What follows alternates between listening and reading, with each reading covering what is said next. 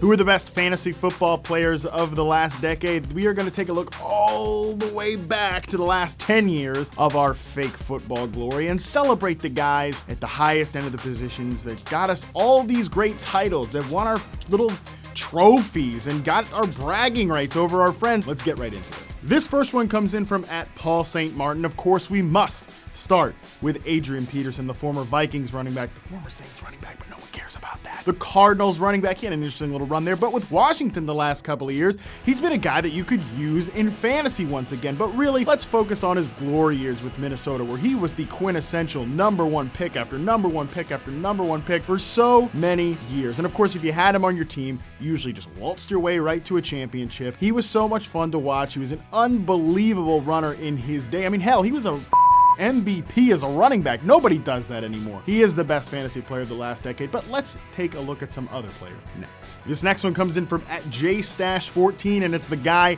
who rivaled Adrian Peterson many years at the top of fantasy drafts, Chris Johnson. Of course, we know he donned the moniker CJ2K when he rushed for 2,000 yards in a season, set a record at the time for yards from scrimmage. He was an unbelievable player. Our imaginations were captured when he ran that 4.240 at the scouting combine, and we never lost those memories of him as that great speed asset, of course, until we did see him at the end of his career putz around with the Cardinals for a little bit and block David Johnson. That was frustrating, but I choose to remember CJ for the great moments he had with the Titans. Next. This next one comes in from @Rumbles82, and it's Arian Foster. I don't think a complete decade look back would be appropriate if we didn't recognize the greatness that was Arian Foster. Recall that he was once one of the true sleepers that became a complete home run for fake footballers. This guy was a total monster, one of the unique rushing styles in the NFL. If you drafted Arian Foster, you're on the right side of fantasy history. Next. This next one comes in from @Bretsky71, and it's Ryan Fitzpatrick. Ryan Fitzpatrick,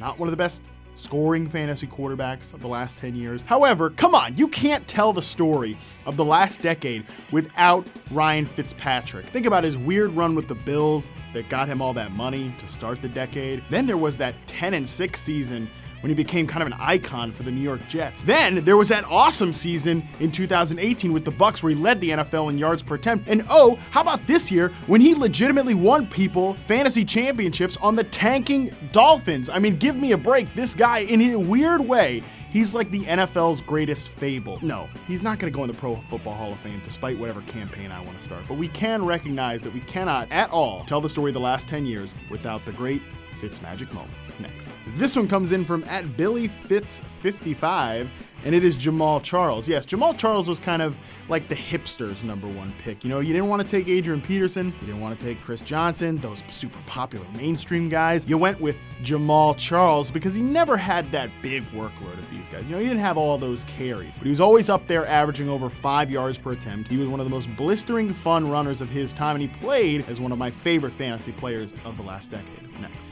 This next one comes in from @Soul2Smelt. I have no idea if I said that right, but they did get their submission of LeSean McCoy right, and I think it's very appropriate to send him in with a Philadelphia Eagles uniform, because remember when he was drafted in the second round, people were like, hey, this guy might be their new Brian Westbrook, and then he was their new Brian Westbrook. It rarely ever happens that way. We certainly do not get things right quite like that. And look, I don't necessarily like LeSean McCoy, so while he wasn't necessarily a first-round pick in our hearts, he certainly was a first-round pick in our fantasy football drafts. Next. This next one comes in from @DJ_FPS, and it's Christian McCaffrey. Now, I know that we can only consider Christian McCaffrey for the last 3 years. That's all we've seen of him. I think the way he ended this decade with one of the best seasons we've ever seen, he became one of the few players to ever record 1,000 rushing yards and 1,000 receiving yards. We've got to celebrate that. We've got to at least mention it. We cannot let his 2019 season be lost in the history books of time because the Panthers were trash and running backs don't win MVP. Next. This next one comes in from @Haney6041, and it's Drew Brees. I think we have to mention Drew Brees, not because of his own individual greatness, and it certainly seemed like he was a fantasy value every single year, but we also have to mention Drew Brees because he elevated countless bit players in that offense. Ted Ginn, Brandon Cooks,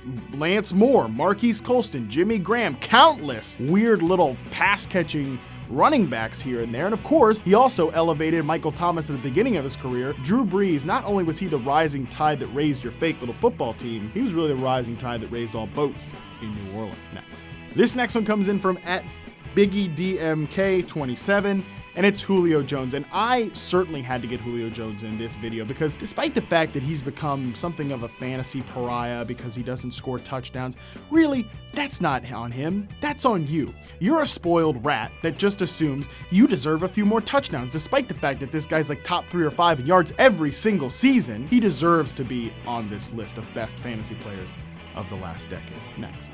This next one comes in from @FacetiousTruth, which by the way is probably my favorite Twitter handle I've ever read on this segment, and it's Peyton Manning. And of course, he played most of his career before this decade, but we really have to include him because of that awesome run with the Denver Broncos after the Colts cut him loose. I mean, it wasn't just the fact that Manning was awesome, throwing for over 5,000 yards that one year and over 50 touchdowns. It was pretty much whoever drafted the most Denver Broncos on their fantasy teams those years, that was the guy that won the championship. Give me a break. Thank you, Peyton Manning, for bringing all of these players to their best selves. Next. This one comes in from @MegSmith39. It's Ezekiel Elliott. And I think you got to get Zeke on this list because he came in with super high expectations. He was a top 5 pick in the NFL draft. He came right in behind that Dallas Cowboys offensive line, and people started drafting him in round 1 of fantasy in his very first year. And I mean, he pretty much not just hit those expectations, but well exceeded them. So he's certainly one of these best players because sometimes you got to give somebody credit for basically being exactly what they were built to be. Next.